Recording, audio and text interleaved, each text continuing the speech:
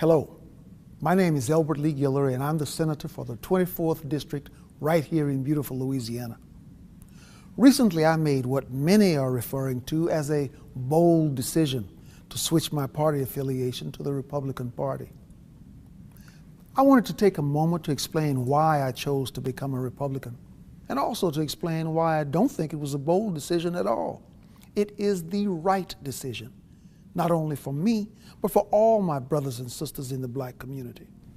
You see, in recent history, the Democrat Party has created the illusion that their agenda and their policies are what's best for black people. Somehow it's been forgotten that the Republican Party was founded in 1854 as an abolitionist movement with one simple creed, that slavery is a violation of the rights of man.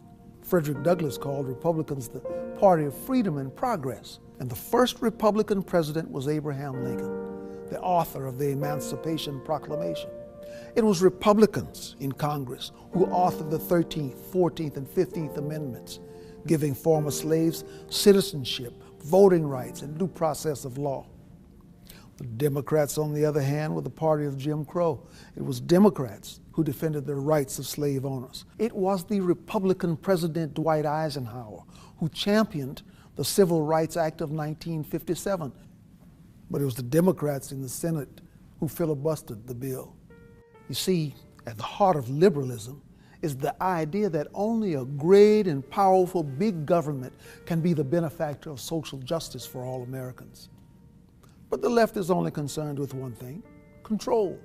And they disguise this control as charity. Programs such as welfare, food stamps, these programs aren't designed to lift black Americans out of poverty.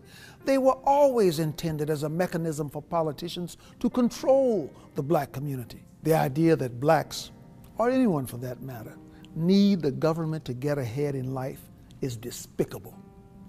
And even more important, this idea is a failure.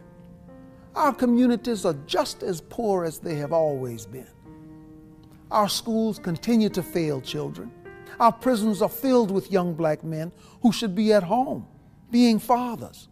Our self-initiative and our self-reliance have been sacrificed in exchange for allegiance to our overseers, who control us by making us dependent on them. Sometimes I wonder if the word freedom is tossed around so frequently in our society that it has become a cliche. The idea of freedom is complex and it's all-encompassing. It's the idea that the economy must remain free of government persuasion. It's the idea that the press must operate without government intrusion. And it's the idea that the emails and phone records of Americans should remain free from government search and seizure. It's the idea that parents must be the decision makers in regards to their children's education, not some government bureaucrat. But most importantly, it is the idea that the individual must be free to pursue his or her own happiness, free from government dependence and free from government control. Because to be truly free is to be reliant on no one other than the author of our destiny. These are the ideas at the core of the Republican Party, and it is why I am a Republican. So my brothers and sisters of the American community, please join with me today in abandoning the government plantation and the party of disappointment, so that we may all echo the words of one Republican leader who famously said, "Free at last, free at last. Thank God Almighty, we are free at last."